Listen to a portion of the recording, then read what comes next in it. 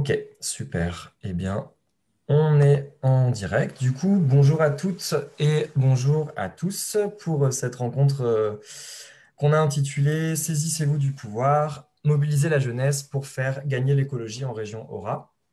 Avant de présenter un petit peu les intervenantes et les intervenants, je vais être du coup le facilitateur de cette rencontre. Je m'appelle Mathias et je suis du coup dans l'équipe de campagne en charge de la mobilisation. Donc ce soir, on va parler de plusieurs choses, de politique de jeunesse, de mobilisation de la jeunesse, de candidature de jeunes à la région. Et pour poser un petit peu l'introduction, pour poser un petit peu l'état des lieux des différents sujets, je voulais rappeler quelques chiffres et quelques constats. Dans les différentes études qui ont été faites récemment, aujourd'hui, il y a à peu près 60% des jeunes qui considèrent que le climat, c'est le risque numéro un lié à l'environnement. Mais ils s'estiment mal informés, il et elle s'estiment mal informés sur le sujet. C'est une première chose. Ensuite, la jeunesse qui vote, elle a tendance à voter massivement à faire le choix massivement de l'écologie.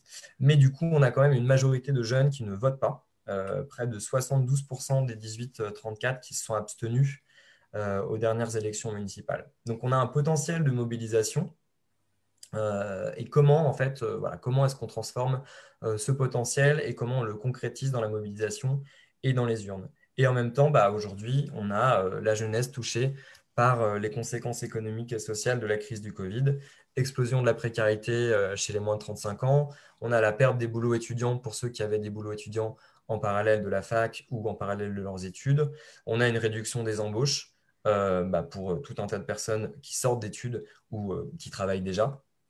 Et du coup, on a un chômage énorme à 23% des jeunes. Et en plus de tout ça, on a une impossibilité de toucher le RSA quand on a moins de 25 ans et pas d'indemnisation chômage pour ceux qui n'ont pas bossé au moins 6 mois. Donc voilà, un petit peu pas mal de constats qui vont, je pense, faire écho à ce dont vous allez discuter ce soir et essayer de mettre ça un petit peu en perspective avec les revendications pour la région.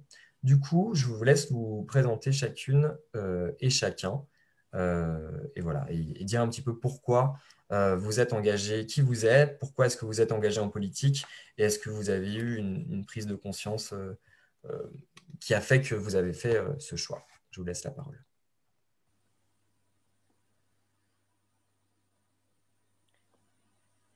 On va faire par ordre alphabétique, comme ça au moins, non? Eh ben, par ordre alphabétique, A, B, C, D, E, F, G. J'ai eu. Eh ben, donc, je vais me présenter en premier. Je m'appelle donc Guillaume Hausson, j'ai 23 ans.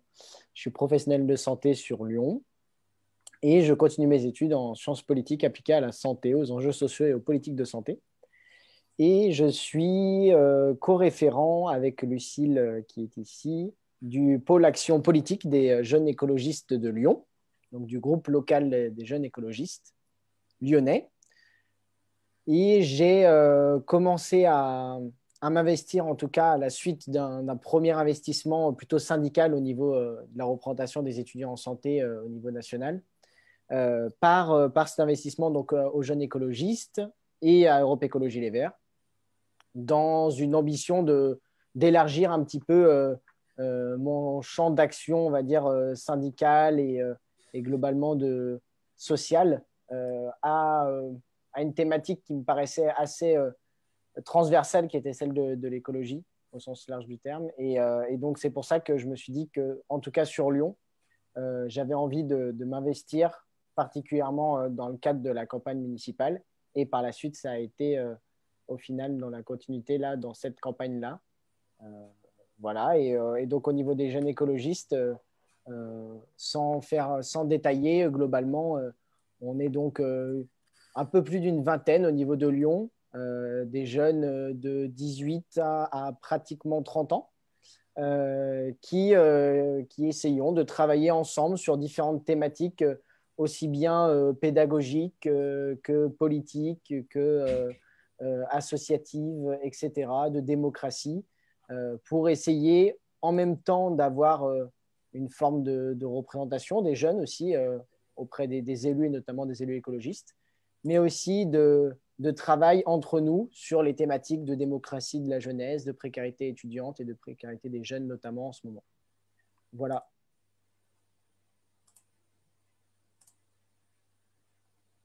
Merci Guillaume. Ben, on peut continuer dans cet ordre alphabétique. C'est à moi du coup. Salut à tous et à toutes. Très content d'être avec vous. Moi, c'est Grégoire Verrière. Je suis coordinateur national des jeunes générations.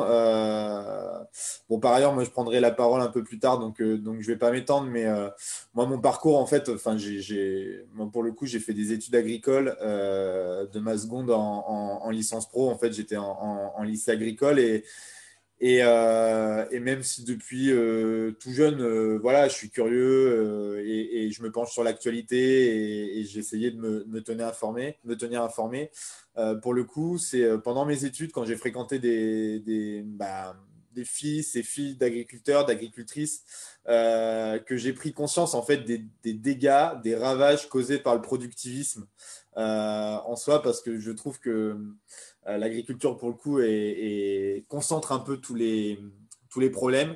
C'est-à-dire que le productivisme cause d'énormément de dégâts, évidemment, sur l'environnement, sur les écosystèmes, mais également sur les vies humaines, puisqu'on était confronté aussi à, évidemment, des familles d'agriculteurs et d'agricultrices qui vivaient pas correctement de leur métier, qui étaient finalement pas si autonomes que ça, qui avaient du mal à trouver du sens dans ce qu'ils faisaient. Et en fait, de par mes études, c'est comme ça que petit à petit, je me suis construit politiquement, à la fois sur cette question de la préservation des écosystèmes et à la fois sur la question sociale, sur la question de justice sociale, d'aspiration à l'égalité et d'aspiration à la dignité. Et c'est comme ça qu'après mes études agricoles, j'ai voulu voilà, continuer mon investissement en politique, parler de la ruralité, parler de celles et ceux qui y vivent, parler de l'agriculture et parler, parce qu'on parle d'agriculture, aussi parler d'alimentation et d'accès à l'alimentation pour toutes et tous. Je trouvais que voilà, cette thématique agricole était une super entrée en fait dans la matière, puisque comme je viens de dire, elle recoupe en même temps les questions écolo, les questions sociales, la question de la démocratie, puisqu'on peut parler de démocratie alimentaire également. Donc je me suis construit à travers ça et j'ai toujours été très heureux et très fier de pouvoir porter ces questions dans le débat public, dans les organisations de jeunesse, donc moi notamment aux jeunes générations, et de continuer à pouvoir le faire à travers la campagne des régionales. C'est une super opportunité. Parce que l'Auvergne-Rhône-Alpes, c'est, oui, ok, des grandes métropoles, Lyon, Saint-Étienne, Grenoble, Clermont-Ferrand, mais c'est aussi beaucoup de territoires ruraux dans lesquels vivent énormément de jeunes. Et je pense qu'on aura à loisir aussi de sortir des métropoles pour aller faire campagne dans l'ensemble de ces territoires et de parler à l'intégralité de la jeunesse, parce qu'elle n'a pas qu'un seul visage. La jeunesse, elle est très hétérogène, elle est pleine d'histoires et il faut embrasser ces histoires pour pouvoir apporter des réponses politiques larges et en cohérence avec les aspirations de ces jeunes gens qui vivent partout sur le territoire. Voilà, merci. Merci. Lucille, du coup, c'est à toi. Oui, vous m'entendez bien, ça marche. Du coup, oui, moi, je fais aussi partie des jeunes écologistes de Lyon avec Guillaume. Donc, je suis moi aussi co-référente du pôle du pôle action politique. Et donc, moi, personnellement, c'est assez récent que je me suis engagée en politique. Ça date justement des municipales et de la victoire municipale. Donc, du coup, où est-ce que j'en étais? Oui, des municipales, de la vague verte. Et du coup, personnellement, ça a été le cas, mais aussi, c'est ce qu'on a vu aussi dans notre groupe local. C'est là qu'il s'est relancé et c'est là qu'on a vu que ça a été le cas pour beaucoup d'autres personnes aussi. Tout simplement du fait de voir que les enjeux climatiques pouvaient être plus entendus et qu'il pouvait y avoir d'autres victoires aussi électorales plus tard. Donc, ça a redonné beaucoup de dynamisme. Et donc, personnellement aussi, du coup, je viens de finir mes études de droit. Et donc, c'est aussi un profil qu'on retrouve beaucoup dans notre groupe local, justement, des gens qui viennent de finir leurs études et qui rentrent dans la vie professionnelle. C'est quelque chose qu'on retrouve beaucoup, du fait, je pense, sûrement de vouloir se rendre utile et et d'être actif, malgré souvent des perspectives qui ne sont pas hyper ouvertes. Il y a beaucoup de gens qui ne trouvent pas de travail avec nous aussi, ça arrive. Voilà, donc c'est très agréable de travailler avec ces personnes-là, même si aussi on aimerait que des profils soient un peu plus variés. Mais on espère que ça va venir. Voilà, je laisse la parole au suivant du coup. Super. Et entre-temps, on a juste Monique Cosson qui nous a rejoint, qu'on présentera du coup à la fin de l'intervention. Mais merci Monique de nous rejoindre. Et c'est à toi, Mathilde. Oui, bonjour à tous. Alors moi, c'est Mathilde, j'ai 22 ans et je suis actuellement en M2 à Sciences Po Grenoble en direction de projet culturel. Et quant à mon engagement politique, on va dire qu'il a commencé très jeune puisque j'ai grandi dans une famille très engagée. Donc la première manif dont je me souviens, c'était contre Raffarin. Donc autant vous dire que c'était au berceau. Mais voilà, non, j'ai eu la chance de grandir dans une famille très militante qui m'a fort formée aussi politiquement, voilà, où j'ai pu construire, voilà, mon opinion politique et j'ai toujours été notamment, je me suis formée dans un premier lieu sur les questions de féminisme et sur les questions de genre dès l'adolescence. Et en arrivant en ville pour mes études, j'ai eu envie de m'engager, on va dire, concrètement dans un mouvement. Et il se trouve que je suis arrivée à Sciences Po, c'était l'année d'une certaine présidentielle en 2017, enfin, en septembre 2016, et que j'ai rencontré un groupe de jeunes qui militaient dans un mouvement qui, à l'époque, s'appelait le MJS, et qui faisait campagne pour un monsieur qui avait un programme très, très intéressant, qui était Benoît Hamon. Et je me suis embarquée sur cette campagne présidentielle. Donc, j'ai fait toute la campagne de Benoît Hamon pour les primaires et les présidentielles. Et quand il a quitté le Parti socialiste, on l'a suivi avec les camarades du MGS pour construire ce nouveau mouvement qui est devenu Génération et les jeunes générations, donc l'organisation de jeunesse auquel j'appartiens avec Grégoire et Thibault.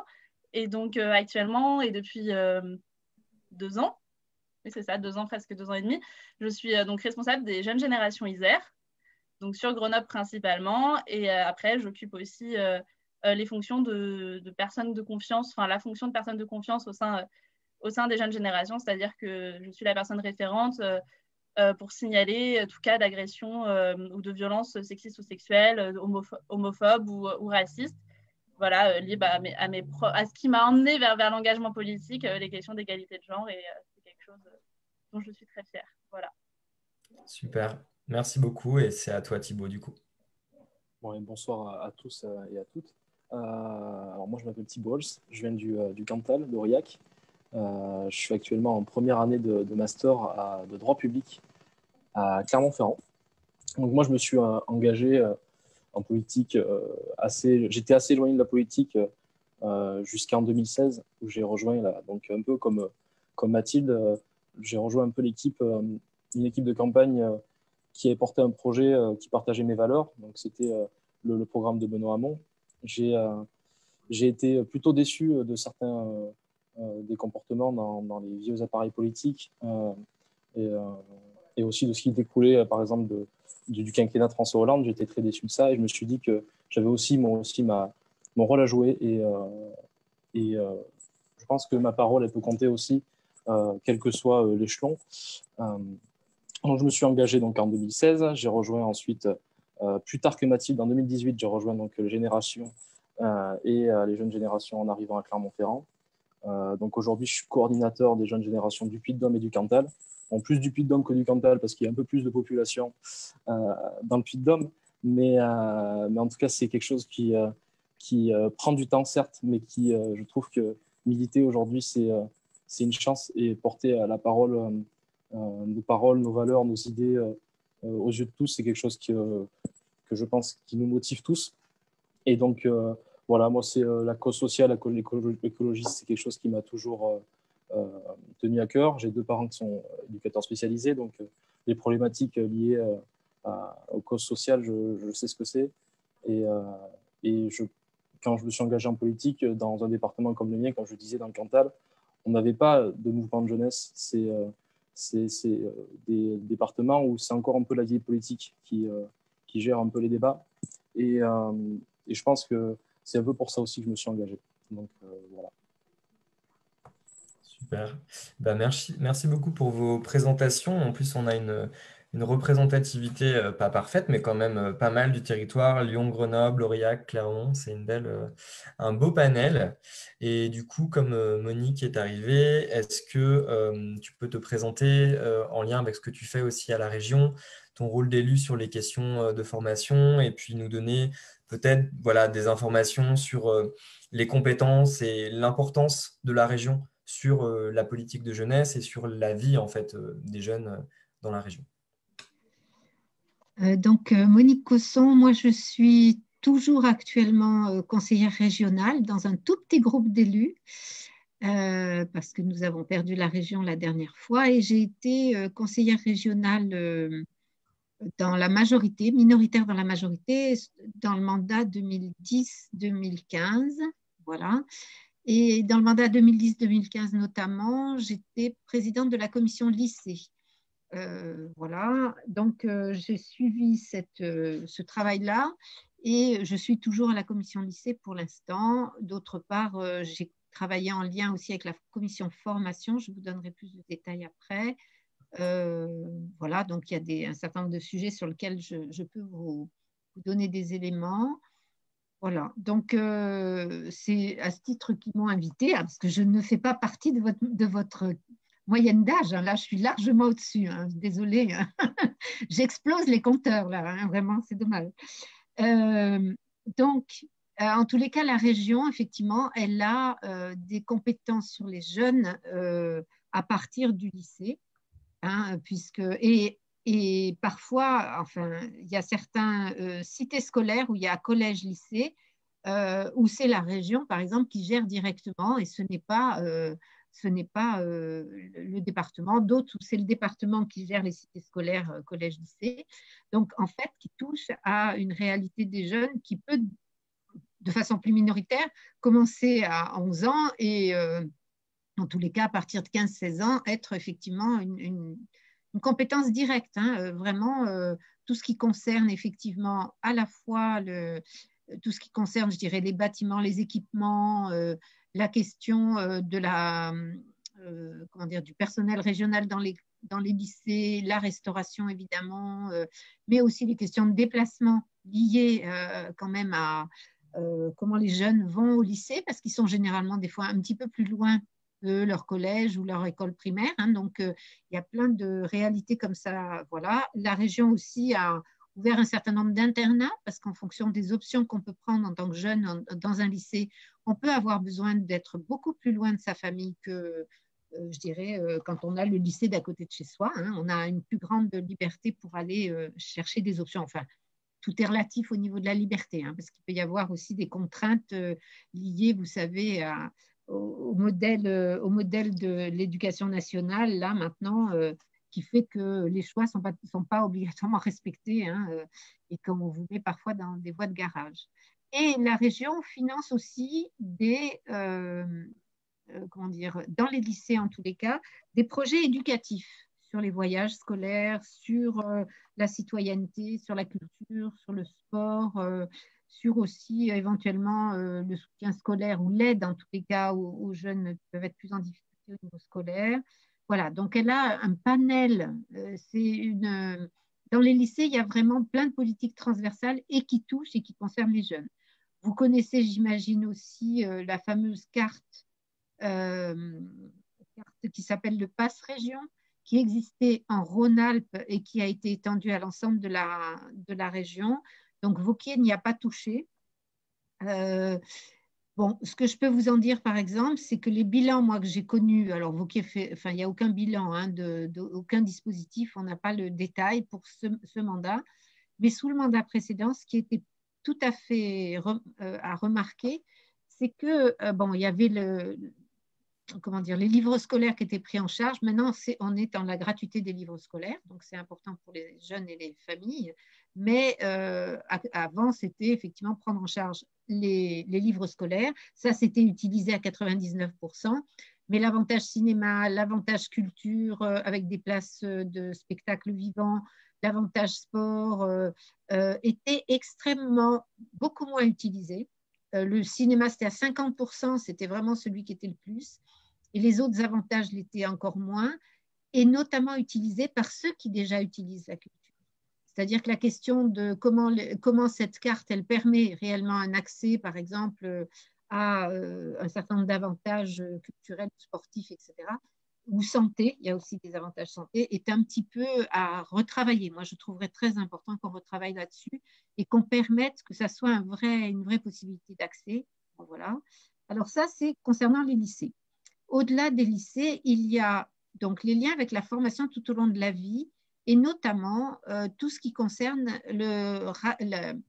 alors maintenant le décrochage au niveau scolaire et le raccrochage en formation ou pour l'emploi, etc., qui était un dispositif qu'avait mis en place Philippe Mérieux au niveau de la formation continue sous l'ancien mandat et qui a été supprimé immédiatement par Wauquiez quand il est arrivé. Ça ne veut pas dire qu'il faut faire exactement la même chose, mais ce dispositif qui était en fait, la forme c'était, on proposait sur des territoires à des associations, à des acteurs de ce territoire qui pouvaient être ou économiques ou de la formation ou des missions locales, de pouvoir effectivement créer un projet qui permette de raccrocher des jeunes qui étaient complètement, je dirais, qu'on avait perdu. Leurs traces étaient perdues et ils n'étaient en contact avec personne et aucune structure d'aide. Donc, ce plan de raccrochage, il a permis de faire émerger des projets de territoire qui ont été financés par la région. En plus, c'était un appel à projet qui était constant. Il n'y avait pas besoin de se poser la question quand est-ce que je dois rendre mon projet, etc. On pouvait le déposer quand on voulait, tout au long de la vie. Il y avait des instructions tout au long de l'année, pardon, pas tout au long de la vie. Voilà, donc ça, c'est un dispositif qui est absolument nécessaire et tout à fait important pour notamment permettre un vrai travail sur la question de ceux qui décrochent. Voilà. En plus, maintenant, la région doit s'occuper des plateformes de décrochage, mais les plateformes de décrochage, elles comptent ceux qui sont plus là, c'est pas mal, mais ça sert à rien. Il faut des projets qui permettent de passer à autre chose et de raccrocher à des choses intéressantes. Donc, on aide aussi tout ce secteur-là, c'est très important. On a encore la compétence aussi de l'orientation qui concerne énormément de jeunes. Et fondamentalement, ce que je pourrais en dire, c'est il ne suffit pas de filer plein d'infos. Ben voilà, on en a des infos. Et la région doit le faire, de filer des infos, de voir des forums locaux, de l'orientation ou d'avoir éventuellement le mondial des métiers, encore que j'aurai des questions moi là-dessus, mais enfin bref, pour que les jeunes aillent chercher quand même l'info, fondamentalement, ce qui est difficile, pas pour tous les jeunes, mais ce qui est difficile pour certains, c'est de se faire son chemin dans cette jungle, je dirais, de l'information. Et que là, il y a besoin d'accompagnement humain, enfin voilà, et que la région a supprimé tout ce qui était accompagnement humain. Alors après, c'est aussi la qualité de cet accompagnement. Enfin, il y a plein de questions à se poser. Mais quand même, là-dessus, la région, elle a beaucoup à faire et donc elle doit vraiment, enfin, je dirais, gérer cette compétence, voilà, ce qu'elle ne fait plus. Et merci beaucoup. Et donc, on va parler de deux thèmes en fait ce soir. On va parler politique de jeunesse et comment dire, ce que fait la région et ce que peut faire et ce que pourra faire la région pour les jeunes. Et on va aussi parler du coup de candidature des jeunes et comment quand on a 20 ans, 25 ans, on peut se porter candidat. Est-ce que c'est difficile? Enfin, est-ce qu'il y a des personnes jeunes, c'est-à-dire moins de 30, moins de 35 ans, dans le groupe? Est-ce qu'il y en a beaucoup à la région? Enfin, est-ce que c'est facile d'être un acteur politique et voilà, comment on peut favoriser aussi l'implication des jeunes directement en tant qu'acteurs politiques, acteurs et actrices politiques, pour que la politique soit faite par les jeunes, pour les jeunes également. Et après, enfin, voilà, c'est une introduction et on peut en débattre. Et d'ailleurs, s'il y a des personnes dans le chat qui ont des questions, que ce soit en lien avec les politiques de jeunesse ou avec la place des jeunes en tant qu'acteurs et actrices de leur propre politique, vous pouvez faire remonter les questions. Sinon, bien sûr, il va y avoir un dialogue entre les participantes et les participants, mais on est preneur de vos questions si vous en avez et on va nous les faire remonter.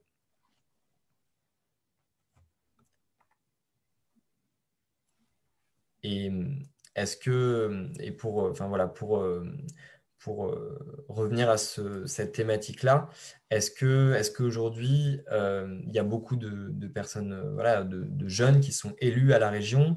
Est-ce qu'il y en a peu? Alors, je n'ai pas répondu à la question. Pas de problème. Dans le groupe de 8, là, bon, on est super forte sur les femmes. On est 8 nanas. Et on est 8 élus et 8 nanas. Mais on n'est pas super forte sur la jeunesse. Mais quand même, on a plusieurs élus autour de la quarantaine plutôt. Mais bon, pas moins de 35 ans. Voilà. Il y a des jeunes à la région. Oui, oui, il y a des jeunes dans... par exemple, je vous le dis, ça me désespère. Il y a des jeunes au Front National. Il y a des jeunes élus à la région du Front National, enfin du Rassemblement national maintenant. Voilà, c'est bon, voilà. Bon, nous avons d'autre part quelqu'un du groupe qui a rejoint le Front National. Je ne sais pas si vous êtes au courant. Enfin bon, bref, voilà. Donc, je vous avoue que ça a été un peu douloureux. C'était le plus jeune, c'était celui qui était le garçon de moins de 30 ans, ou 30 ans, la trentaine. Voilà, voilà donc la question de pouvoir, je crois on a une commission électorale de l'ensemble des signataires et bien évidemment que la question sera prise en compte, cette question de la représentation de la jeunesse. C'est un des points qu'on veut quand même, enfin, un des critères, on va dire. Voilà. Cette question de la diversité, du renouvellement, voilà. Je vais le dire aussi un peu, vous me poserez des questions là-dessus si ça vous gêne. On a aussi un espèce d'effet d'aubaine, je vais le dire comme ça. Comme on a eu un gros succès dans certaines villes, il y a une espèce d'envie de faire de la politique avec, je dirais, plein de jeunes aussi qui ont envie de rentrer, puis qui imaginent que parce qu'ils vont rentrer dans un parti, ils vont très vite être élus, ce qui est plus compliqué que ça quand même. Mais après, voilà, nous, on a à prendre en compte la question du critère de la jeunesse dans la représentation des futurs élus. Et on a aussi quand même à évoquer que peut-être il y a aussi besoin d'une certaine manière d'avoir un petit peu d'expérience, militante, parce qu'il y en a, c'est vraiment, il y en a qui ont déjà une expérience militante, hein, associative, etc. Voilà, c'est quand même, des fois on passe pas les paliers tout de suite, mais voilà, ça, peut-être vous allez trouver que j'exagère dans ma manière de présenter les choses, mais il faut faire attention à la question de l'effet d'aubaine. Voilà. Je vais poser une question du chat et ensuite peut-être vous pourrez réagir par rapport à ça ou témoigner vous-même si vous vous présentez voilà, dans nos intervenants, ceux et celles qui comptent se présenter, apporter un témoignage là-dessus. Alors une première question, c'est est-ce que la région a des compétences qui lui permettent d'investir pour la jeunesse dans les quartiers difficiles? Est-ce qu'il y a des contrats durables enfin voilà, est-ce qu'il y a des choses en lien avec des animateurs, des éducateurs, des espaces culturels et sociaux? Est-ce que la région peut intervenir là-dessus? Alors, il y a donc comment dire, un domaine politique de la ville à la région qui, pareil, a été beaucoup réduit parce que politique de la ville, ça veut dire soutien à des associations qui font des choses dans les quartiers, etc. Donc, politique de la ville, c'est vraiment pour les quartiers, on va dire, prioritaires. Voilà, et donc, il y a bien effectivement un accompagnement là direct à des associations et d'une certaine manière, ce serait envisageable de penser à des projets jeunes, par exemple. Hein. Voilà, c'est-à-dire il y a une possibilité d'ouverture là-dessus qui pour l'instant s'est réduit comme peau de chagrin. Enfin voilà, mais bien sûr que c'est possible. Super.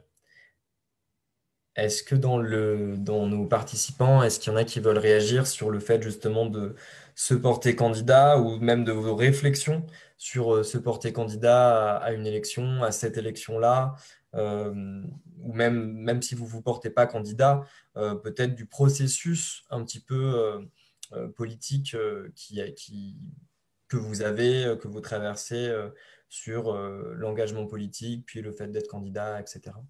J'avais peut-être une question pour Monique, ou en tout cas une réflexion par rapport à ce que tu disais sur l'engagement. Plusieurs fois en discutant justement avec d'autres jeunes engagés, je me suis rendu compte qu'une part aussi bloquante, c'était la durée pendant laquelle il était nécessaire de s'engager, par exemple, sur un mandat et donc d'être finalement attaché à un territoire. Et que, par exemple, les étudiants qui avaient du mal à se projeter, à se dire, bon, bah, voilà, sur les 5, 6 prochaines années, je vais devoir, par exemple, obligatoirement rester sur la région Auvergne-Rhône-Alpes et pas, bah, par exemple, avoir une opportunité de stage, de master, de thèse ou de travail en dehors de la région, voire même en dehors du pays. Et donc, bah, voilà, ma question, c'était par rapport à cet engagement, peut-être aussi, qu'est-ce que représente cet engagement finalement en termes de temps, en termes de contraintes géographiques par rapport au conseil régional aussi qui est à Lyon, voilà, par rapport finalement à l'engagement que ça représente. Ben oui, par exemple, comme Thibaut disait qu'il était du Cantal, Cantal-Lyon, c'est 4 heures, quoi. C'est 4 heures, hein. Voilà. Venir à une assemblée plénière et à une commission permanente ou à des commissions. Alors maintenant, on fait tout en visio, là, depuis quelques temps, mais globalement, quand même, c'est un vrai coup. Ceux qui arrivent de Cantal, ben, voilà, ils se sont levés à 5 heures du matin pour être à 9 heures, 10 heures à la région, hein. Voilà, c'est pas du tout la même chose. Moi qui habite sur la métropole, voilà, on voit bien qu'il y a des contraintes lourdes en fonction et que cet énorme territoire régional, c'est quand même un peu une aberration, je vais le dire, bon, institutionnelle. Mais bon, ça, c'est un autre débat. Euh, après, au niveau, ben, effectivement, être élu, c'est un peu je dirais, avoir un fil à la patte, quoi. Parce que si on est élu, on va choisir des commissions thématiques dans lesquelles on va s'investir. Et dans ces commissions thématiques, il y a des représentations à gérer de la région, donc les CADC, mais aussi si on est dans un coin où il y a un parc naturel régional, il faut être représentant dans ce parc naturel régional.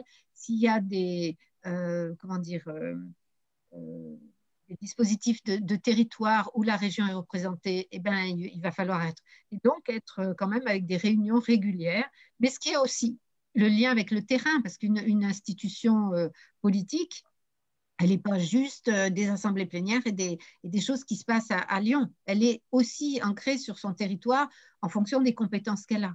Donc ça effectivement, c'est très difficile. Il y a un choix à faire, je dirais, entre son envie de s'installer dans la vie adulte avec, je dirais, son boulot ou des compétences, etc. Et peut-être de s'inscrire pendant 6 ans sur un boulot d'élu. Il y a certainement quelque chose qui est un peu cornélien ou un peu difficile, qui n'est pas impossible, mais qui, évidemment, que c'est une question spécifique pour les jeunes de se dire, ben voilà, je m'engage 6 ans.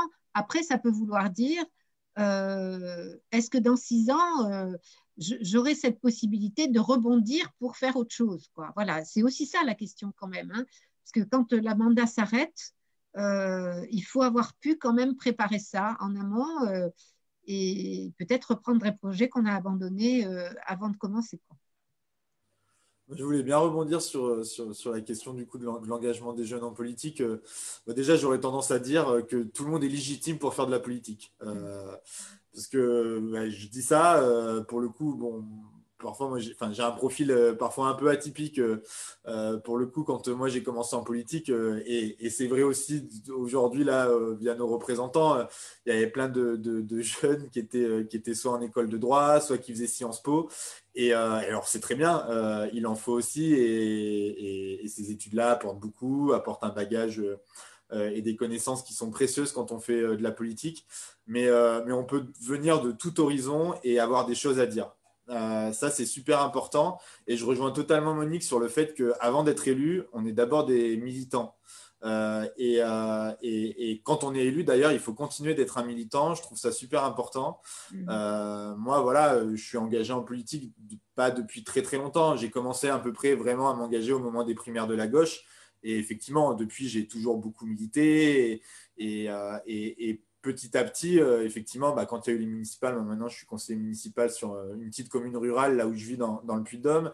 Je suis délégué, je suis au comité syndical du parc régional des volcans d'Auvergne, etc. Donc on commence à mettre le pied on va dire, dans la responsabilité politique, tout en continuant d'avoir des activités militantes. Moi, je continue quand il y a des actions, d'aller sur la fac, à être acté, rencontrer des jeunes, discuter, écouter, convaincre, mener des actions coup de poing quand il faut avec des associations, des syndicats, participer au mouvement social.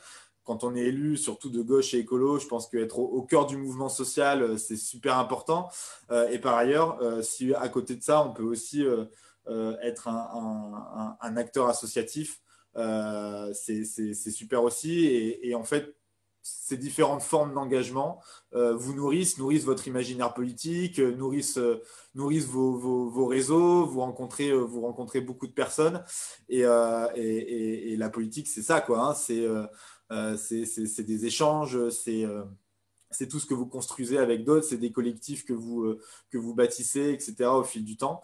Et donc, du coup, surtout, voilà, n'ayez pas peur d'y aller, de prendre la parole. C'est pas forcément évident, hein. Des fois, dans des cadres collectifs, on peut avoir une part de timidité. C'est pas forcément évident, mais fiez-vous à ce que vous aimez faire dans la vie. Utilisez vos passions et vos centres d'intérêt pour faire voilà, pour vous intéresser à la politique. Partez de ça, ça vous met en confiance. Moi, je me souviens que mes premières interventions politiques, je parlais d'agriculture, je parlais de territoires ruraux parce que c'est ce que je connaissais et c'est ce que j'avais envie de parler. C'est ce dont j'avais envie de parler. Et puis petit à petit, en fait, on vient à s'intéresser à plein d'autres choses. Moi, la politique, elle m'a permis vraiment de me former à plein de sujets différents. Par exemple, pour Jeune Génération, on a toujours porté une grande question. Enfin voilà, on a toujours porté une importance à la question féministe. Et pour le coup, c'est des sujets sur lesquels on s'est formé collectivement. Et quand on s'y plonge, c'est super intéressant. Et après, voilà, c'est un cercle vertueux, on nourrit notre curiosité et la curiosité elle grandit et on continue de vouloir apprendre, d'échanger, de lire, etc., etc. Voilà, moi je suis sûr qu'en Auvergne-Rhône-Alpes, on a aussi des Greta Thunberg, on a aussi des Alexandria Ocasio-Cortez, et quelque part, en nous tous, en fait, on a des Greta Thunberg et des Alexandria Ocasio-Cortez. Je pense qu'on va vraiment faire en sorte que sur cette campagne, on construise, au-delà de faire campagne, on construise un chemin d'engagement pour que, évidemment, celles et ceux qui sont déjà dans des orgas comme les jeunes générations et les jeunes écolos prennent vraiment plaisir à faire campagne, mais également que plein de jeunes qui se conscientisent, notamment depuis plusieurs années, sur la question écolo. Et ça, c'est génial parce que quand on rencontre aujourd'hui des lycéens qui, pour la première fois, enfin, qui pour leur première manif sont allés sur des marches climat, et quand on discute avec eux, moi, je suis bluffé de voir le niveau de conscience politique qu'ils ont déjà à leur âge. Moi, c'était pas comme ça au lycée. Là, j'ai 27 ans, donc je suis un jeune qui est en train de vieillir. Mais moi, au lycée, voilà, j'étais pas aussi conscientisé politiquement que certains. On parle à des lycéens. Ils ont compris ce que c'était l'urgence écologique. Ils la lient directement à la question sociale. Il y a une critique hyper pertinente du capitalisme. Enfin, c'est impressionnant. Et quelque part, il faut aussi profiter du fait que l'enfance n'est pas si lointaine que ça pour vraiment nourrir nos imaginaires politiques. Il y a une telle l'écologie politique, si on veut en faire un projet majoritaire à la fois politique et culturel, c'est une telle rupture avec ce qu'on connaît aujourd'hui. Et c'est pas seulement une rupture politique, c'est aussi une rupture philosophique. Et donc, on a besoin vraiment de se servir de notre imagination pour écrire l'avenir, pour écrire la suite. Ne pas être spectateur. Moi, c'est ça qui m'a toujours animé en politique. Enfin, toi, qui m'a donné envie d'en faire, c'est de ne pas subir, en fait, et de se réapproprier notre destin commun. Et donc là, les régionales, c'est peut-être pas la présidentielle, mais c'est super important quand même, parce que les régions, c'est des budgets qui sont conséquents, avec des leviers qui sont conséquents. Il y a une force transformatrice derrière qui est géniale si on s'en saisit. Il faut capitaliser, je dirais, sur les municipales. Voilà, en Auvergne-Rhône-Alpes, en plus, entre Lyon, entre la métropole de Lyon, entre Grenoble, entre Clermont aussi qui est resté à gauche, on part sur une bonne base, je dirais. Il y a aussi Aurillac qui est à gauche. On part sur une bonne base. Maintenant, Moi, je fais du rugby aussi, donc je dirais qu'il faut transformer l'essai et remporter ces régionales. Et en tout cas, on a vraiment à cœur de construire une grosse dynamique jeunesse, de la construire, cette dynamique tous ensemble. On aura le loisir de se revoir derrière pour concrètement préparer la campagne, trouver des formats originaux pour des événements, pour des formats, voilà, pour alimenter aussi les réseaux sociaux. Donc, hâte de commencer tout ça avec vous. Et Mathias en reparlera, mais vous pourrez tout à l'heure vous inscrire sur un lien pour que voilà, on chope vos coordonnées et qu'on puisse continuer à faire campagne tous ensemble.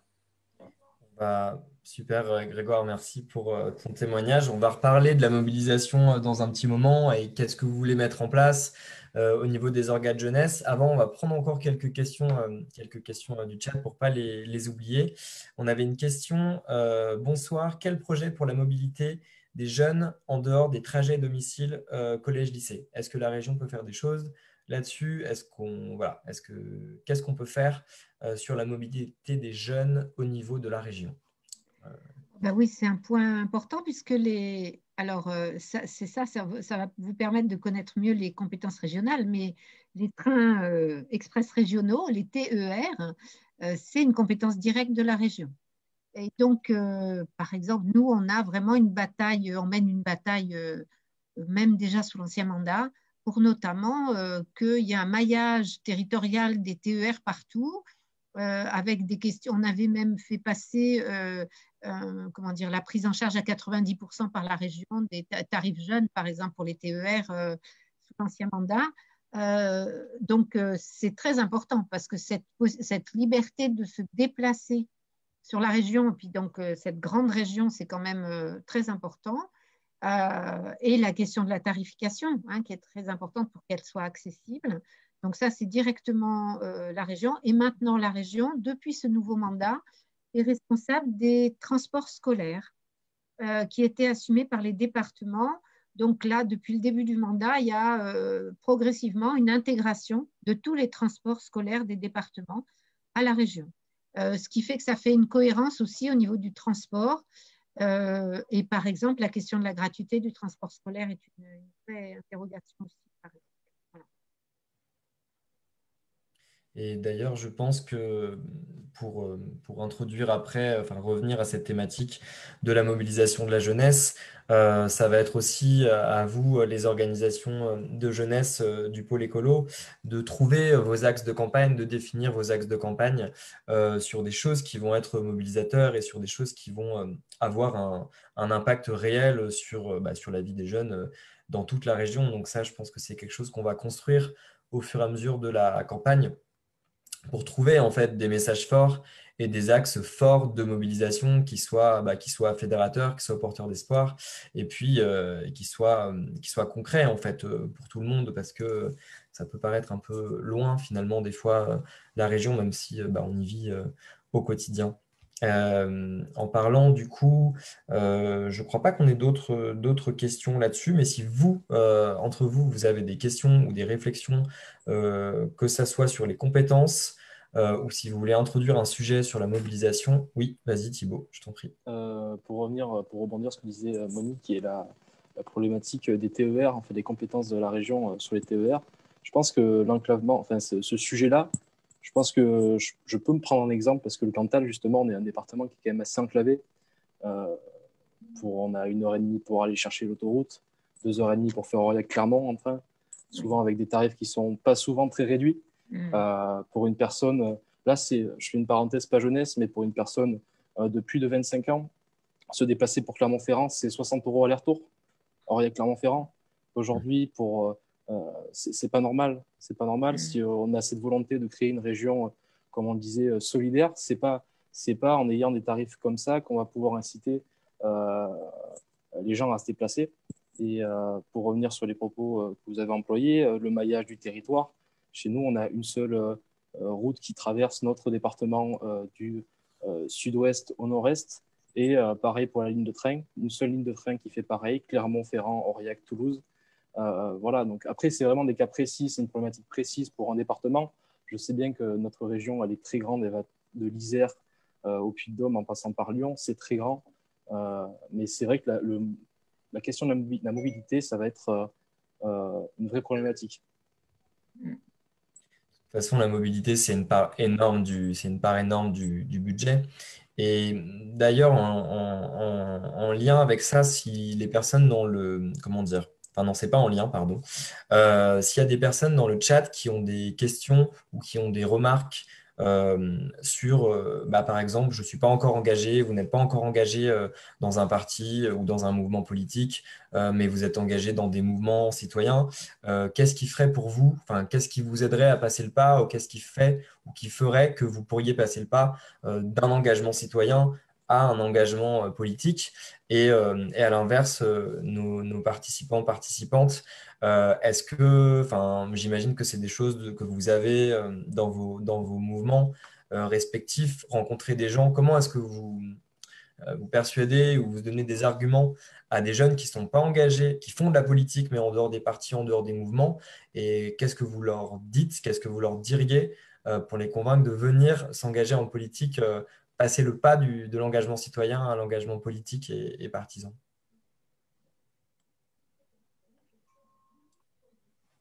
Je ne sais pas si Mathilde, tu allais prendre la parole, je crois, non?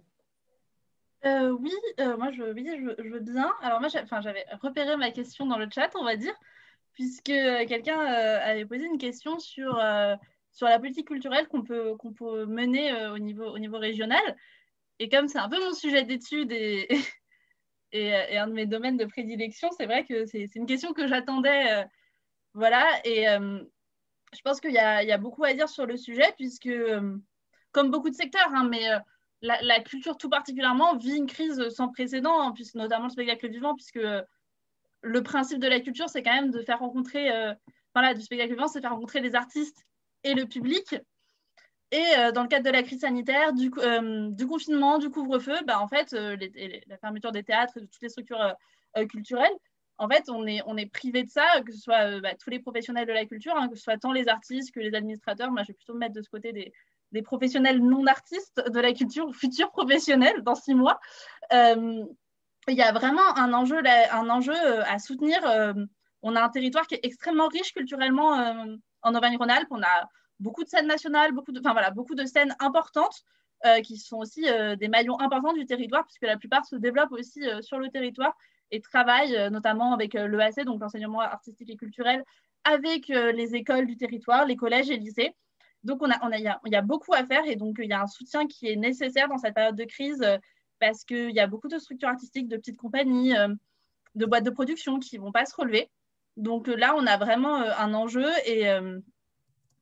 le groupe qui travaille sur la culture au sein des différents signataires de notre appel écologie pour l'écologie en Auvergne-Rhône-Alpes sont plein de propositions extrêmement intéressantes sur plein d'enjeux culturels, que ce soit l'EAC, que ce soit la question de décarboner la culture, puisque cette crise, elle est sans précédent, comme on l'a dit, et je pense qu'on a eu des appels depuis le premier confinement à s'en servir comme une première étape à une politique de résilience globale dans toutes les thématiques et dans tous les secteurs. Et je pense que c'est aussi ce chemin-là qu'on doit emprunter dans la culture, puisque aujourd'hui, il y a plein de questions qui se posent pour décarboner la culture, parce que en fait, c'est un secteur qui, de fait des tournées, de fait de la taille de nos structures, de la taille de nos lieux, de notre besoin énergétique, par exemple pour des éclairages de scène, on a des vrais enjeux énergétiques. Enfin voilà, je ne veux pas m'étaler, mais je pense qu'il y a un vrai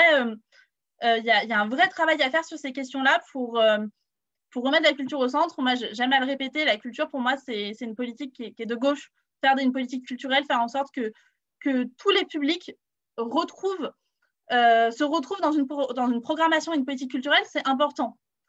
Et ça, pour moi, il n'y a que la gauche qui peut le faire.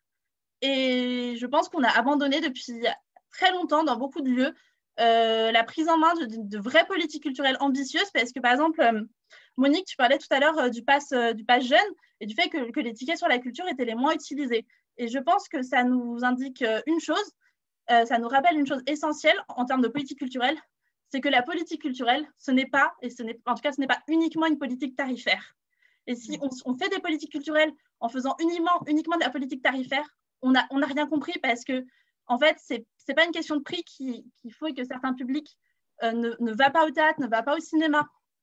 Voilà, il y a d'autres barrières, il y a d'autres choses et il faut réfléchir. Il ne faut pas juste réfléchir en termes de cette œuvre est formidable. Et il y a des œuvres qui me touchent, moi, énormément. Je ne comprends pas pourquoi elles ne touchent pas d'autres gens. Et il y a des œuvres qui sont des monuments de l'humanité qui me laissent de marbre, comme tout le monde. Il faut accepter ça, il faut d'abord parler, il faut trouver ce qui touche chaque public et pas faire une œuvre en considérant qu'elle est universelle et qu'elle doit toucher tout le monde. Il faut trouver comment chaque public s'épanouit et a envie de prendre part et de participer à la vie culturelle de notre région. Je pense que c'est ça l'essentiel de la politique culturelle qu'on doit mener au niveau régional. Voilà. Mais c'est des choses de toute façon que vous pourrez décider de porter. Enfin, voilà, si c'est des choses qui vous parlent, vous pourrez aussi porter des politiques, enfin une campagne qui traite de ces aspects-là. Je voulais juste te remercier, Monique, parce que tu dois partir. Merci beaucoup d'avoir participé et d'avoir apporté tes compétences et tes connaissances précieuses sur les sujets régionaux et sur les sujets jeunesse. Voilà, merci beaucoup de ta Voilà. participation. Je me permets, on a rencontré des partenaires qui s'occupent de la question du logement des jeunes et on doit faire un compte-rendu. Je ferai un compte-rendu, mais je n'ai pas eu le temps. On les a rencontrés mercredi matin. J'ai pris plein de notes, c'était vraiment passionnant. Et d'autre part, on a un groupe dans formation, éducation, jeunesse. On avait un groupe en fait qui s'est plutôt occupé de jeunesse et sport. Et on va quand même retravailler sur un groupe seulement proposition jeunesse. Je vous donne un élément, par exemple. On a une idée, mais on ne l'a pas encore travaillé, qui pourrait être une convention régionale jeunesse en début de mandat, qui permette à la diversité de la jeunesse d'être représentée pour travailler sur ces sujets-là et éventuellement mettre en place des politiques jeunesse particulières. Je ne dis pas que ce sera retenu par la campagne, mais on veut réfléchir là-dessus, on veut réfléchir sur les déplacements. Et voilà, on a plusieurs. Donc, s'il y en a d'entre vous qui sont intéressés, je te ferai passer la date de la réunion. Et s'il y en a qui sont intéressés, ben, ça peut être bien que vous investissiez aussi ce sous-groupe jeunesse. Ouais, super, merci. Au revoir, continuez bien. Merci beaucoup. Merci, Ciao. merci beaucoup, Monique. Merci. Mais on pourra bien sûr essayer de voir quel pont on peut faire entre la coordination jeunesse de campagne et puis tout ce qui est construction du projet, même si on ne va pas en parler essentiellement ce soir, mais toute la construction du projet et les gens qui bossent déjà sur les politiques de jeunesse, il faudra qu'on trouve comment faire des ponts entre la mobilisation et le projet sur ces questions-là. Oui, allez-y. J'ai coupé quelqu'un, je crois. Là, c'est Monique qui disait au revoir. Ah. Non, mais enfin, moi, si je peux juste réagir, Mathilde, elle vient de s'exprimer avec passion. Ça s'est senti. Et en fait, c'est ça, moi, je trouve, qui doit guider un engagement politique. C'est vraiment de le faire avec sincérité, avec ce qu'on a dans le cœur et ce qu'on a dans les tripes. Et quand on croise des jeunes qui se posent la question de l'engagement, qui ne savent pas forcément comment faire, etc., c'est un peu ce que je disais tout à l'heure. Déjà, le plus simple, c'est d'y aller en parlant de ce qu'on connaît et de ce qu'on aime. Et après, par ailleurs, c'est certes d'offrir un cadre dans lequel on peut militer et faire des actions, etc. Parce qu'évidemment, quand on fait de la politique, on défend des idées. Mais c'est aussi, et ça c'est super important, d'offrir un cadre où on accompagne, où on accompagne et où on forme. Quand on commence la politique, c'est pas forcément facile de s'exprimer devant tout le monde. C'est pas forcément facile d'écrire des communiqués de presse. C'est pas forcément facile d'écrire une intervention. Et donc c'est super important à chaque fois d'avoir des gens qui accompagnent les nouveaux militants, qui les rassurent, qui les forment. Et qui permettent à chacun d'évoluer à sa vitesse, d'évoluer à sa manière dans une organisation ou dans un groupe de jeunes qui font de la politique. Et je pense que c'est aussi le sens de ce qu'on va faire pour cette campagne, c'est-à-dire qu'évidemment, on va porter le projet, évidemment, on va essayer d'aller voir les jeunes en Auvergne-Rhône-Alpes, qu'ils soient dans les facs, qu'ils soient dans les quartiers pop, qu'ils soient dans les foyers de jeunes travailleurs ou dans les territoires ruraux, mais que ce soit l'occasion aussi de voilà, de permettre à de jeunes militants qui s'engageraient pour la première fois sur une campagne politique de se former, de prendre du plaisir et qu'ils en ressortent plus forts, mieux armés intellectuellement aussi. Quand on fait de la politique, on se nourrit et on apprend plein de choses. Et ça, c'est vraiment plaisant. Et voilà, il faut des fois rompre, enfin en tout cas détricoter les fantasmes qui existent sur la politique. Il y a beaucoup de gens qui pensent que voilà, c'est quelque chose de sombre, inquiétant, dans lequel il y a de la magouille, etc.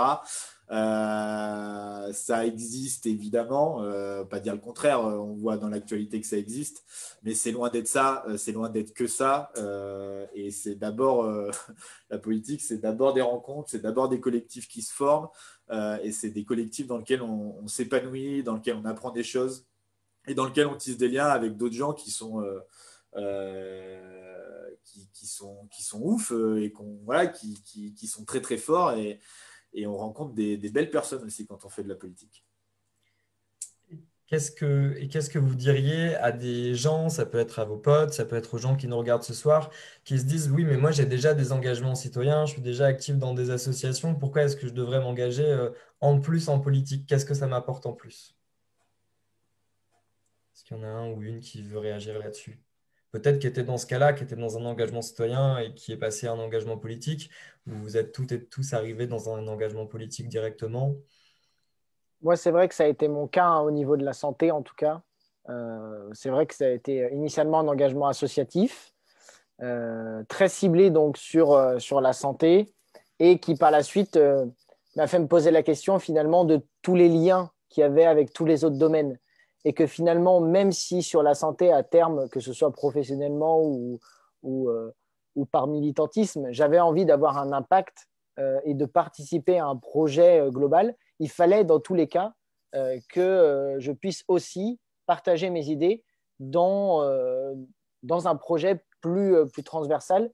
Et c'est là où je me suis retrouvé dans le projet écologiste et le projet autour du social et de l'écologie.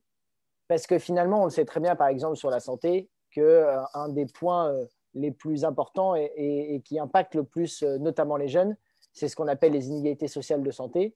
Et c'est quelque chose qui, obligatoirement, doit être traité de manière transversale par la culture, par le sanitaire, par l'écologie, par l'économie, etc., etc. Et de cette manière, si on veut, ou en tout cas qu'on veut essayer de s'inscrire dans une démarche de transformation de notre ville, de notre région, de notre pays, etc., un des seuls moyens à l'heure actuelle, en tout cas, je pense, un des moyens les plus efficaces peut-être, c'est celui de l'engagement politique, afin d'avoir une voix qui est institutionnalisée, c'est-à-dire qui fait partie d'une institution, qui fait partie d'élus et qui donc a un impact plus fort. En revanche, je pense que c'est aussi complètement important et intéressant, comme le disait Grégoire, de pouvoir mêler les deux, de pouvoir mêler l'associatif et le politique. Et de cette manière, une des premières entrées, pour revenir à la campagne, une des premières entrées, ça peut être justement celle de la passion, celle de l'expertise dans un domaine, que ce soit l'éducation, que ce soit la santé, l'écologie, l'agriculture, etc.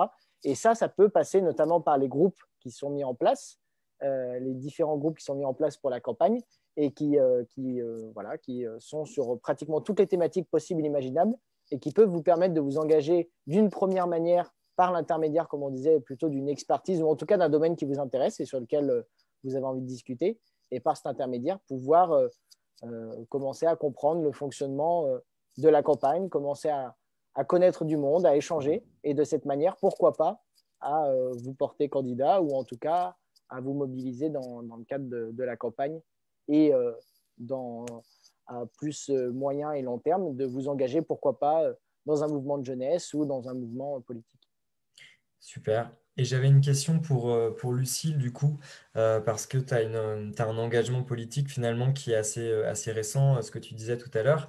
Qu'est-ce qui a fait, donc tu fais des études de droit qui sont un domaine relativement proche, mais qu'est-ce qui fait que tu t'es engagé en politique? Est-ce que tu avais des engagements citoyens ou des thématiques qui te tenaient à cœur? Enfin, est-ce qu'il y avait des choses un peu dans tes tripes qui ont fait que tu t'es dit, ouais, il faut que j'aille m'engager, ou c'est plus un raisonnement philosophique, un raisonnement intellectuel? Comment tu t'es retrouvé là-dedans? Et ben oui, justement, je voulais prendre la parole pour rebondir un peu sur ce que disait Guillaume. On peut commencer par s'investir de façon très pragmatique et parce qu'on peut être aussi plus efficace. Mais moi, personnellement, c'est surtout été le côté un peu émotionnel, un peu de lassitude et de colère aussi. Ça peut être ça. Par exemple, moi, j'ai fait mes études de droit. J'ai fait un stage à l'Assemblée nationale. Et ce que j'ai vu m'a énormément énervé, tout simplement. L'immobilisme, les gros coups de communication et l'absence totale de prise en main par quoi que ce soit. Enfin, tout simplement, l'immobilisme, ça peut aussi créer beaucoup d'énervement et se dire tout simplement, mais il n'y a rien qui avance, personne s'en occupe réellement et prend le sujet vraiment à cœur et de se dire, mais si je ne vais pas, qui ira en fait? Il y a aussi une question aussi de peur en fait aussi pour l'avenir. Je pense qu'on est aussi la première génération à avoir vraiment peur pour notre avenir. Et je pense que d'avoir vraiment peur nous-mêmes et du coup d'avoir ce côté aussi individuel, peur pour nous, je pense que c'est ce qui fait qu'on est aussi la génération la plus à même à prendre ces sujets à cœur et de vraiment les porter personnellement, quoi. Moi, je pense vraiment au côté émotionnel. Je pense qu'il y a eu ce côté-là dans les marches pour le climat. Enfin, je pense que c'est vraiment un truc qui peut pousser les jeunes à faire ça aussi, hein. En tout cas, moi, personnellement, ça a été ça. Voilà. Super. Et d'ailleurs, pour toi, Lucille, ou pour les autres, parce que les gens se disent peut-être, OK, ça me donne, enfin, peut-être que je vais m'engager dans un mouvement de jeunesse, dans une campagne, mais c'est quoi en fait s'engager dans un mouvement de jeunesse? Qu'est-ce que vous faites? Enfin, qu'est-ce que vous faites en fait comme activité pour expliquer aux personnes qui sont intéressées? Que ça soit du côté jeune génération, du côté jeune écolo, qu'est-ce que c'est en fait? Ça représente quoi d'être adhérent, d'être militant dans un mouvement de jeunesse? Ça représente du temps? Est-ce qu'on peut venir militer de façon ponctuelle, vous retrouver sur des événements? Puis après, on parlera plus de la mobilisation de campagne en tant que telle, mais voilà, même en dehors d'une campagne, c'est quoi en fait de militer dans un mouvement de jeunesse au quotidien ou en tout cas de façon régulière?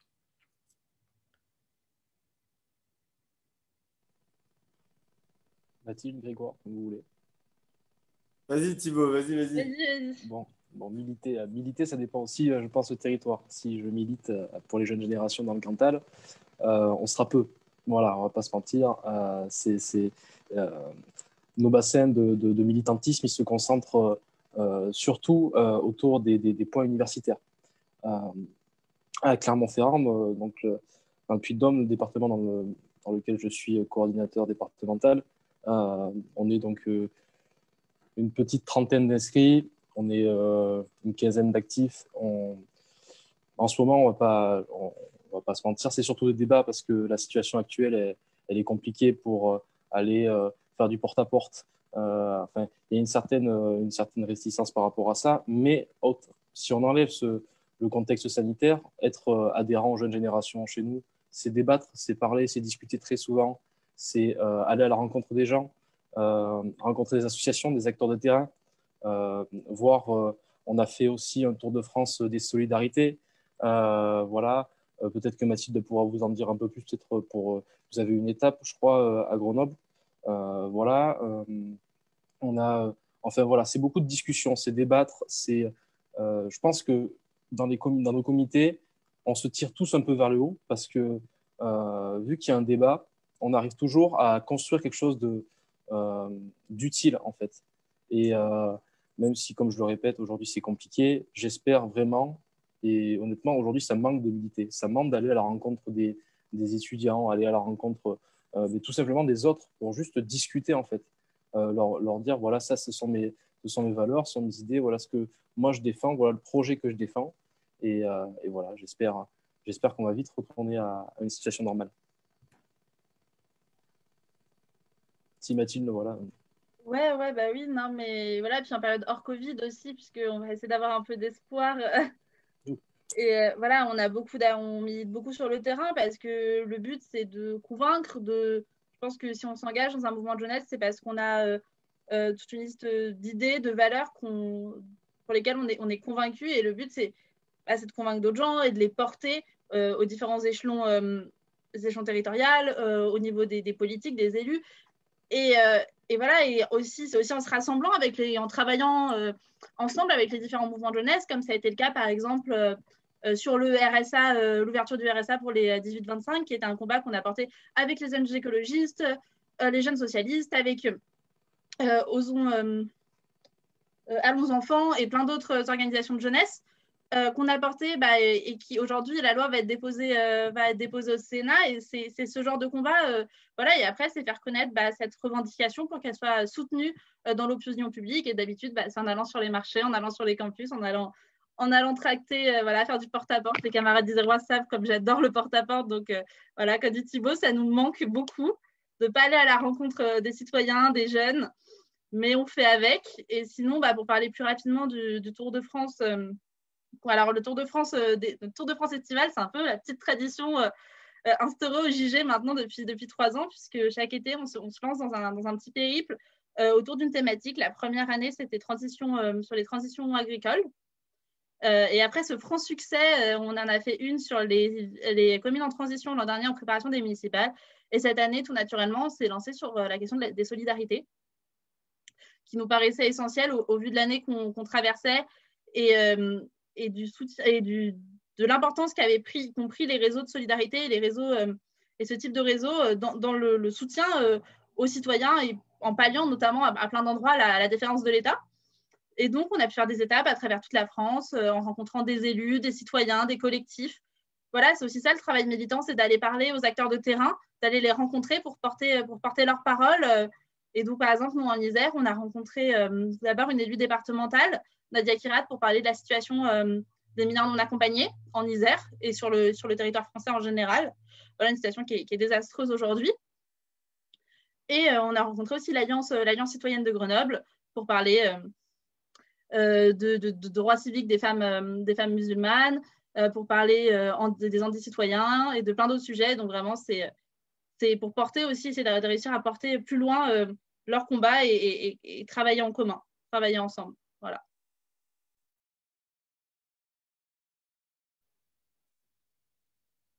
Vas-y, Lucille, si tu veux. Ouais, j'hésitais. Du coup, non, je vois que nous aussi, oui, je voulais parler d'un sujet dont on n'a pas entendu encore parler pour l'instant, mais nous, il y a un sujet qui nous tient assez à cœur chez les Jeunes écologistes de Lyon, c'est d'arriver à déconstruire les idées reçues. En fait, on veut se former entre nous et réussir à sortir des clichés et des contre-vérités scientifiques qu'on voit souvent dans les médias. Tout ça, c'est quelque chose qui nous énerve énormément, en fait, de voir une cause qui nous tient autant à cœur se faire dénaturer dans les médias et dans les médias, quoi. C'est quelque chose qui nous énerve beaucoup, et c'est pourquoi on veut vraiment se former là-dessus pour réussir à enlever tous ces préreçus, quoi. Et d'ailleurs, Mathilde, on a eu un retour dans le chat de quelqu'un qui était complètement d'accord avec ton envolée sur la culture et qui te dit merci beaucoup pour ta réponse. Mathilde, beaucoup de choses très justes. Donc, ça a touché droit au but, je pense. Et on a une autre question qui va nous permettre de continuer à avancer sur la mobilisation, je pense. C'est comment pourrait-on agir au niveau de la région concernant la lutte contre la précarité de la jeunesse, et comment est-ce que, moi je rajoute un pan supplémentaire euh, pour essayer voilà, d'essaimer des choses sur la mobilisation. Donc on a aujourd'hui 2 organisations qui vont coordonner une campagne jeunesse. Comment est-ce que vous comptez prendre la question de la précarité dans cette campagne? Est-ce que c'est quelque chose de fondamental, la lutte contre la précarité, qu'il va falloir mettre en avant au même titre que les transports, au même titre que la culture? Est-ce que déjà vous avez des idées d'action? On anticipe un petit peu la suite, mais peut-être qu'en discutant comme ça, on a des idées d'action qui vont nous venir en ce qui concerne se mobiliser pour faire des actions qui soient à la fois coup de poing, mais aussi utiles. Enfin voilà, toutes ces éléments-là, s'il y en a parmi vous qui souhaitent Ouais. répondre là-dessus. Bah écoute, oui, moi je pense qu'il faut aussi qu'on fasse de cette campagne une campagne utile. Voilà, et pour le coup, bon, la question de la précarité de la jeunesse, c'est pas un sujet nouveau, mais là, avec la catastrophe du Covid-19, c'est un sujet qui s'est amplifié totalement. On voit de nombreux articles, le dernier dans Le Monde, voilà, qui disait qu'aujourd'hui, dans la distribution, dans les distributions de denrées alimentaires, on voit des jeunes qu'on ne voyait pas avant. Évidemment, il y a plein de petits boulots qu'on ne fait plus. Et tout ça, ça conduit à plonger dans la précarité.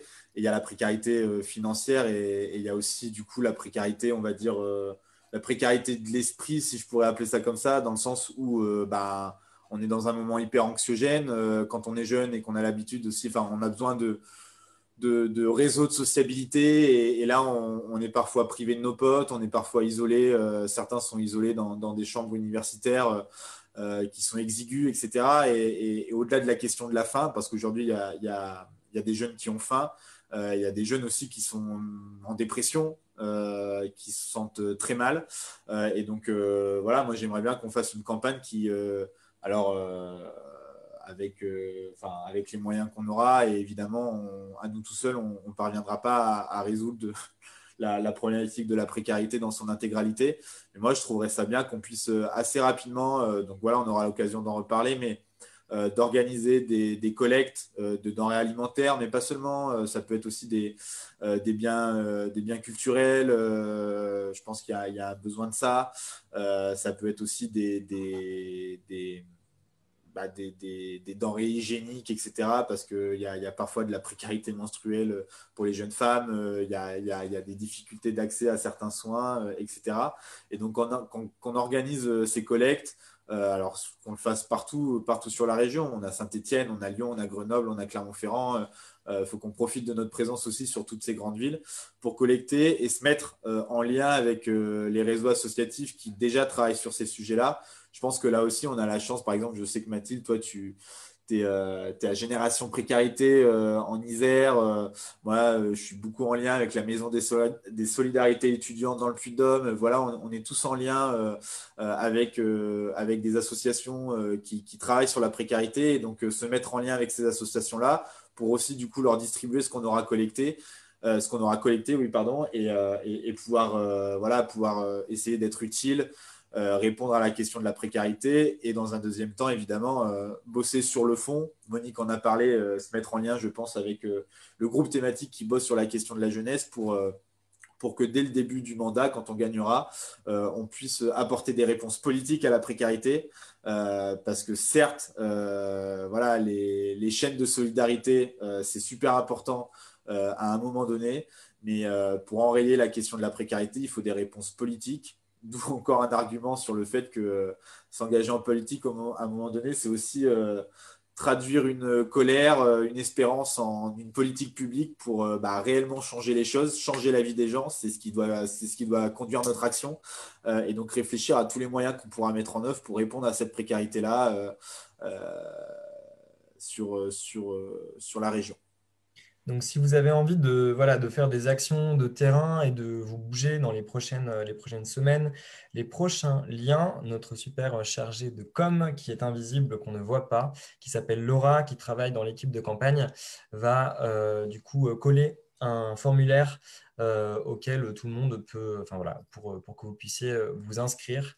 Elle va le coller dans le Zoom et dans le Facebook Live.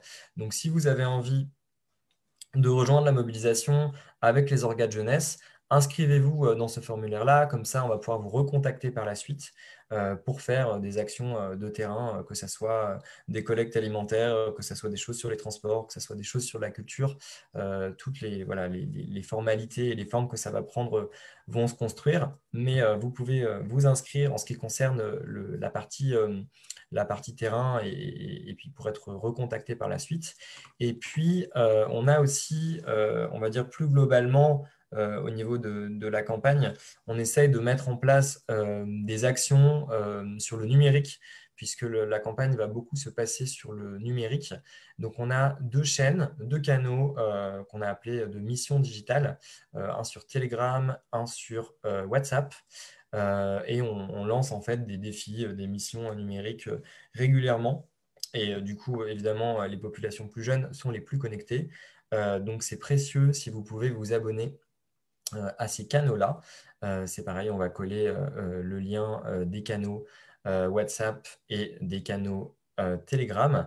Et d'ailleurs, pour les participants et même les personnes qui nous regardent, si vous avez Twitter, je vais en profiter pour vous saisir pendant que vous êtes avec moi. On a du coup sur ces canaux, pardon, sur Telegram et sur WhatsApp, partagé hier une tribune sur une tribune du média Médiacité qui affiche, je regarde pour pas dire de bêtises sur cette tribune, mais qui parle d'une enquête concernant un petit peu ce que fait Laurent Wauquiez avec les tests. Et voilà, il y a un petit peu des choses à dire et à redire sur la communication que fait Wauquiez en ce moment sur les campagnes de tests. Donc, la mission digitale de la semaine, c'est de relayer le tweet, de le commenter, de partager l'article autour de vous sur Twitter.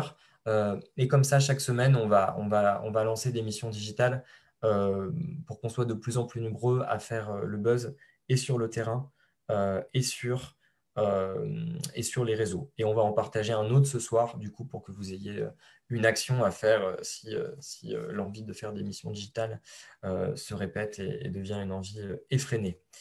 Euh, sur cette campagne qui est à construire, voilà, je pense qu'il va falloir que les 2 structures s'organisent, collaborent ensemble pour voir quelle campagne elles lancent, peut-être se rapprochent de mouvements citoyens, d'autres mouvements. Enfin, tout est à construire et votre énergie est la bienvenue, évidemment, sur tous ces sujets-là. Donc, rejoignez-nous par le formulaire, rejoignez-nous sur le site de campagne aussi. Soyez signataires de l'appel. Là, on parlait de la mobilisation de jeunesse, mais elle s'inscrit évidemment dans une mobilisation beaucoup plus large. N'importe qui, du coup, de la région Auvergne-Rhône-Alpes peut être signataire d'un appel à une région résiliente et solidaire.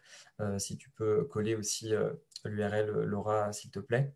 Il y en a déjà 3500 personnes qui sont signataires en Rhône-Alpes. C'est pas faramineux, mais c'est déjà beaucoup, 3500 personnes, pour recevoir voilà, toutes les actualités de la campagne au-delà de la mobilisation jeune. Vous pouvez vous inscrire avec plaisir. Et puis, si quelqu'un, voilà, si les participants, les participantes veulent conclure cette rencontre par un mot personnel, par une intervention, la parole est à vous. Écoutez, moi je veux bien vous dire en tout cas qu'effectivement, on a surtout besoin, je pense qu'on a surtout besoin de cerveaux et d'hommes et de femmes pour pouvoir gagner cette région, faire gagner l'écologie pour la région Auvergne-Rhône-Alpes. Je pense qu'on est tous convaincus et que maintenant, il faut qu'on arrive ensemble à passer à l'action. On le voit ici ce soir.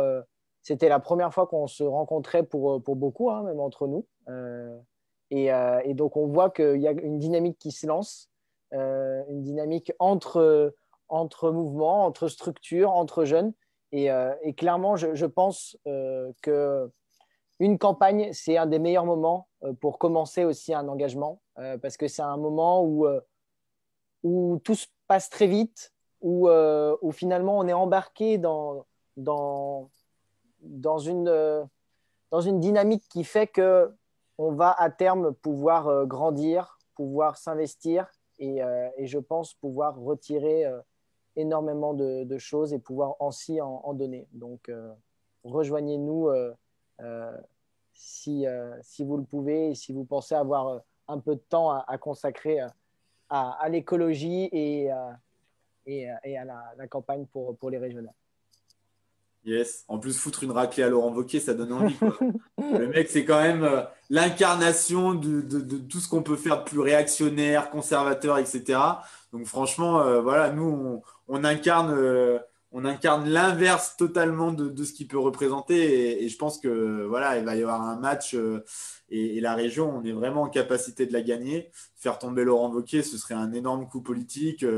Et derrière ça, c'est pas seulement battre Laurent Wauquiez, c'est derrière se donner la possibilité d'engager les transformations sociales et écologiques dont on a besoin parce que bon, Lucie, par exemple, en parlait.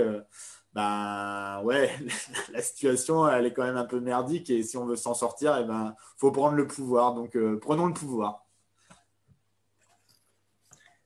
Super. Eh ben, merci beaucoup à toutes et à tous. Ou Mathilde et Thibaut, ou Lucille, si vous voulez rajouter quelque chose, n'hésitez pas. Moi aussi, j'en ai marre de voir Wauquiez. C'est tout. Mais en tout cas, voilà, au niveau de l'équipe de campagne, on va mettre en place des outils sur le site. Enfin, on va organiser toute cette mobilisation jeunesse. Je pense créer une page dédiée à la jeunesse et puis voilà. Et on va déjà vous envoyer un mail pour toutes les personnes qui étaient inscrites sur Zoom. Pour les personnes qui n'étaient pas encore inscrites, inscrivez-vous directement au Typeform. Comme ça, on vous envoie un mail dans la foulée. Et puis on mettra un diffuseur email, enfin tout un tas d'outils, je pense au service de la coordination jeunesse de campagne. Merci beaucoup de nous avoir écoutés, d'avoir posé vos questions. Et puis on vous dit à très bientôt. Bye, bon Merci week-end, beaucoup. merci Mathias, Salut à ciao. tout le monde. Merci à vous. Merci beaucoup. Bonne soirée. Bonne soirée. Bonne soirée.